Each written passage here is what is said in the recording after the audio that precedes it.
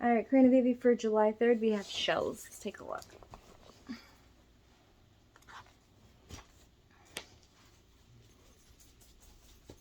A shrimp has a shell, a crab does as well, and so does a tortoise and a snail. But the best shell for me are the ones by the sea. I'm collecting them all in my pail. Shells. It's always fun to go to the beach and collect some shells. The next one is from Winnie-the-Pooh. It is, here is a chapter from one of the best loved children's books of all time, Winnie-the-Pooh. In this adventure, Pooh's appetite for honey gets him into some pretty serious trouble. Lucky for Pooh, Christopher Robin always seems to know what should be done. Friends like Christopher Robin are good to have around. From Winnie-the-Pooh.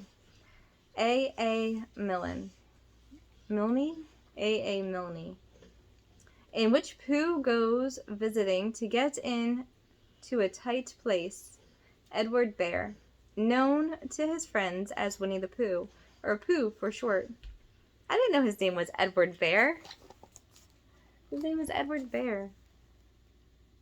Known to his friends as Winnie-the-Pooh, or Pooh for short, was walking through the forest one day, humming proudly to himself. He has made up a little hum that very morning, and he was doing his strenuous exercise in front of the glass. Ta-la-la, tra-la-la, as he stretched up high as he could go, and then tra-la-la, tra-la-la, help, la, as he tried to reach his toes.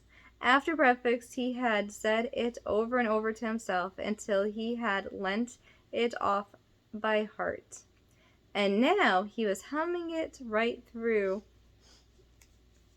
properly. It went like this. Tra-la-la, tra-la-la, tra-la-la, tra-la-la, rum-tum-tum, blum-tum, tra-la-la, tra-la-la, tra-la-la, rum-tum-tumble-tum-tum. Well, he was humming this hum to himself and walking along gladly, wondering what everybody else was doing and what it felt like being somebody else when suddenly he came to a sandy bank, and in the bank was a large hole. Ah, said Pooh, rum-tum-tum-blum-mum-mum. If I know anything about anything, that hole means rabbit, he said, and rabbit means company, he said, and company means food and listening to me humming, and such like rum-tum-tum, trumble-um. But he bent down, put his head into the hole, and called out, is anybody at home? There was suddenly sniffing nose from inside the hole, and then silence. What I said was, is anybody home? Called out Pooh very loudly. No, said a voice, and then added, you needn't shout so loud. I heard you quite well the first time. Bother, said Pooh. Isn't there anybody here at all? Nobody. Winnie-the-Pooh took his head out of the hole and thought for a little, and he thought to himself, there must be somebody there, because somebody must have said nobody. So he put his head back in the hole and said, hello, Rabbit. Isn't that you? No, said Rabbit, in a different sort of voice this time.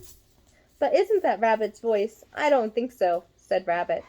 It isn't meant to be. Oh, said Pooh. He took his head out of the hole and had another think, and then he put his head back and said, well, could you very kindly tell me where Rabbit is?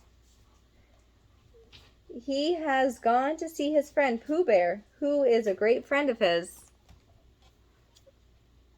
But this is me, said Bear, very much surprised. What sort of me?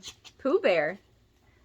Are you sure, said Rabbit, still more surprised. Quite sure, said Pooh. Oh, well then, come in. So Pooh Bear pushed and he pushed and he pushed his way through the hole, and at last he got in. You were quite right, said Rabbit, looking at him all over. It is you. Glad to see you. Who did you think it was? Well, I wasn't sure. You know how it is in the forest. One couldn't have anybody coming into one's house and has to be careful. What about a mouthful of something? There's Winnie-the-Pooh.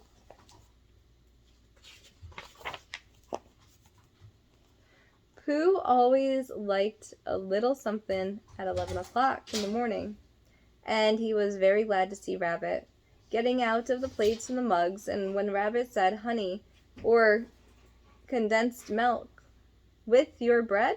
Question mark.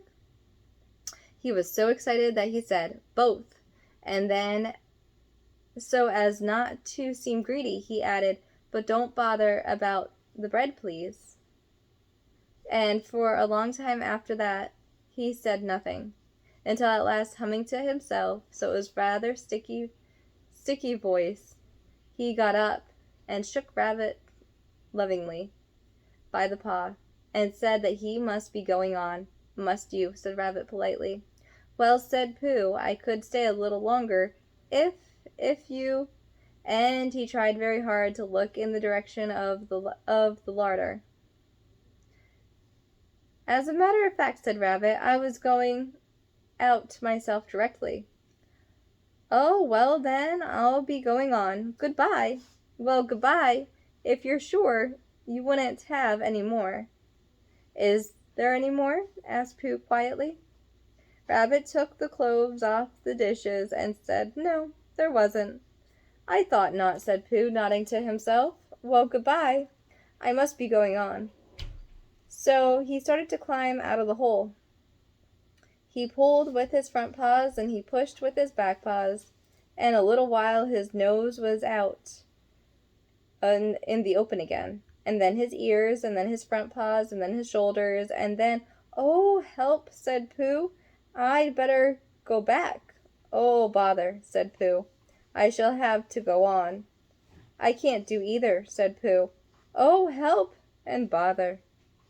Now, by this time, Rabbit wanted to go for a walk, too, and found that the front door full. He went out by the back door and came round to Pooh and looked at him. Hello, are you stuck? He asked. No, said Pooh carelessly, just resting and thinking and humming to myself. Here, give us a paw.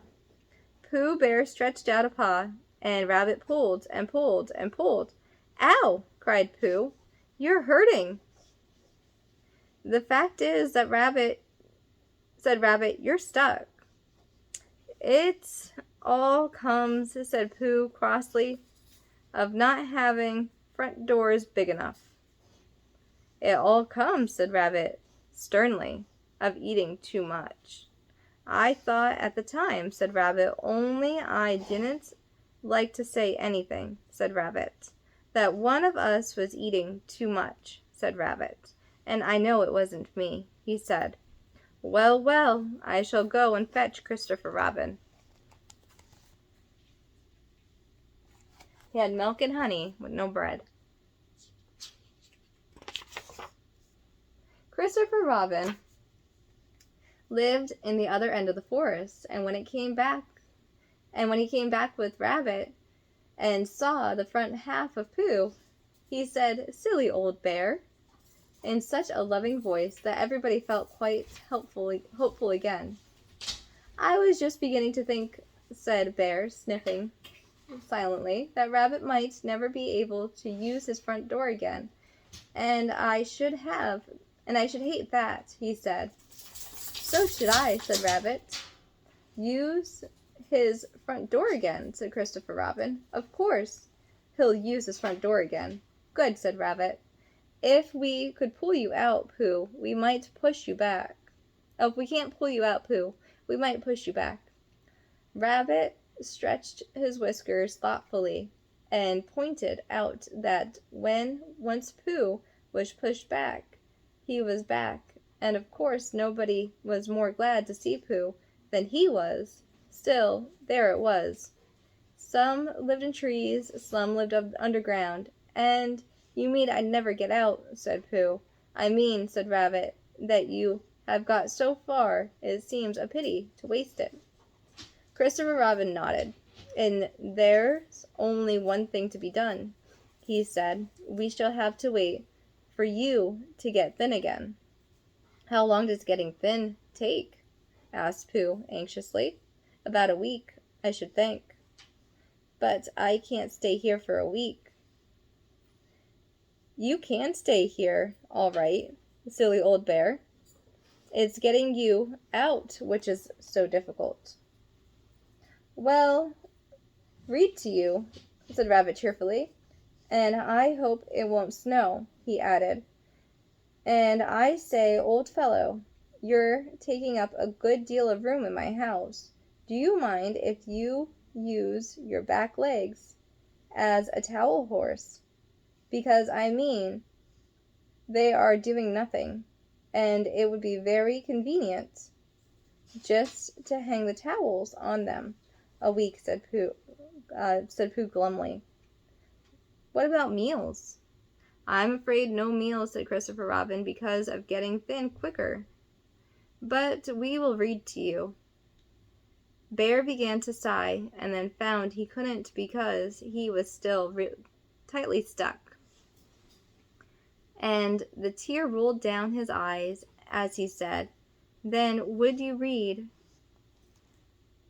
a sustaining book, such as would help and comfort a wrangled bear in great tightness? So for a week, Christopher Robin read the sort of books as to north end of Pooh, and Rabbit hung his washing on the south end. And in between, Bear felt himself getting slender and slender, and at the end of the week, Christopher Robin said, Now. So he took hold of Pooh's front paws, and Rabbit took hold of Christopher Robin, and all Rabbit's friends and relatives took hold of Rabbit, and they all pulled together, and for a long time Pooh only said, Ow! Ow! And oh! Oh! And then all of a sudden, he said, Pop! Just as if the cork were coming out of the bottle. And Christopher Robin and Rabbit and all Rabbit's friends and relatives were head over heels backwards, and on the top of them came Winnie-the-Pooh free. So with a nod of thanks to his friends, he went on with his walk through the forest, humming proudly to himself. But Christopher Robin looked after him lovingly and said to himself, Silly old bear.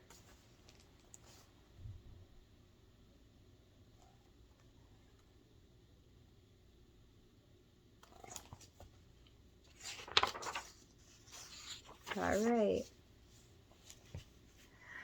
Karina, baby, I hope you know how much I love you. I will always love you no matter what. No matter what, honey. There are so much things that happen in this world. It's crazy. Just every day. But we stay content and we stay blessed and we count our blessings and we pray. We just keep moving forward. No matter what, life will always be hard, but you keep moving forward through your days. I love you so incredibly much. Let's do Mary had a little lamb, little lamb, little lamb. Mary had a little lamb, her feet were white as snow. Everywhere that Mary went, Mary went, Mary went. Everywhere that Mary went, the lamb was sure to go. It followed her to school one day, school one day, school one day. It followed her to school one day, but that was against the rule. It made the children laugh and play, laugh and play, laugh and play. It made the children laugh and play to see a lamb at school. Then the teacher turned her out, turned her out, turned her out. Then the teacher turned her out. I don't remember the rest of it. Alright, Karina baby, I love you and I miss you. Turned her out because there's no lambs at school. The lamb waited outside the school. The lamb waited outside the school till Mary did return. All right, Cream Baby, I love you and I miss you. I miss you so much. And I hope you're having a great day today, honey. I will always love you.